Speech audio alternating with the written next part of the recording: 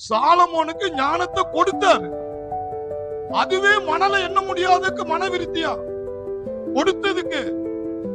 ஆனா புதிய ஏற்பாட்டுல 1 கொரிந்தியர் 1:31 என்ன சொல்லப்பட்டிருக்கு? அவரே தேவனால் நமக்கு ஞானமும் நீதியும்.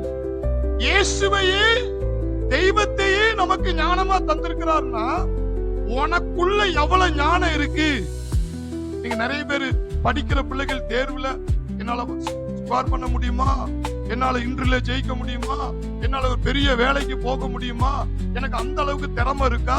ஐயா, சாலமோன் பழைய ஏற்பாட்டு காலத்துல ஆடு மாடு பறவைகள் கோழி அவைகளை வெட்டி ரத்தத்தை தெளிச்ச அந்த சாலமோனுக்கு மணலை எண்ண முடியாத அளவுக்கு ஞானத்தை கொடுப்பாரானால், புதிய ஏற்பாட்டுல இயேசு கிறிஸ்துடைய சொந்த ரத்தத்தை பலியாகி உன்னை மீட்டு அவரையே உனக்கு ஞானமா கொடுத்திருக்கிறார்னா, அந்த சாலமோனை விட பல மடங்கு ஞானம் உங்களுக்குள் இருக்கிறது. கைத்தட்டுவோம்.